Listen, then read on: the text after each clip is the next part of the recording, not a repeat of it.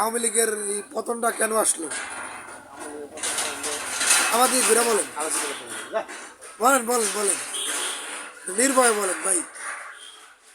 ভবিষ্যতে আওয়ামী লীগ ক্ষমতা আইব?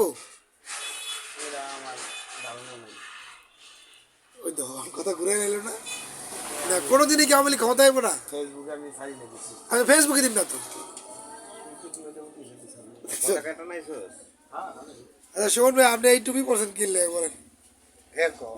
ঠিক বলছি, আমি 5 ওয়াক্ত নামাজ পড়ি। না এই যে সকাল থেকে যে আপনি আপনি যে সকাল থেকে যে টুপি পরে আছেন এটার কারণটা কি? আমি কারেন্ট দিতে পারি। একজনে গিফট করছে টুপিটা আর কি। মানে কোনো ডরে ভয়ে তো পড়েন নাই? দরবার তো সামনে থাকতেও পারে, ভবিষ্যতের মানে ব্যাপার। পতাকা কি পাল্টায় নাড়াইতে হইব এই তো? হ্যাঁ, এটা বলা মুশকিল।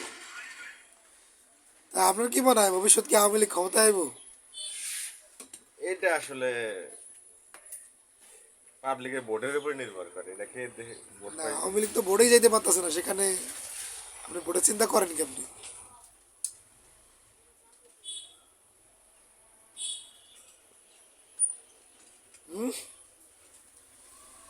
ভোটের চিন্তা আপনি করেন কেমনি? ওখানে তো নৌকা প্রতীক থাকবো না, নৌকা তো নিষিদ্ধ।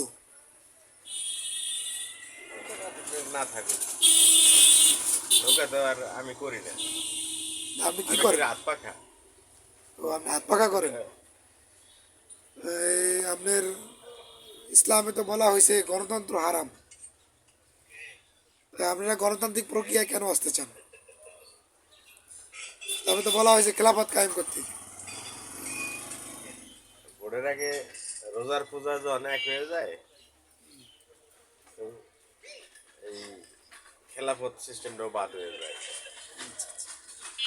মানে এমনি সাধারণ মানুষ বোঝায় গেলে সেটা হারাম, আর মিলাদ করে সবার খাওয়াইলে হারাম, আর মন্দিরে গিয়া পূজা দিয়া মন্ত্র করিয়া প্রসাদ খাওয়া হলো হালাল। দেশের পরিস্থিতি কি এখন ভালো আছে না ফ্যান্টাস্টিক ফ্যান্টাস্টিক। আগে? সন্ধ্যা হইলে বাইরে বাইরে ভয় পাই। ওকে।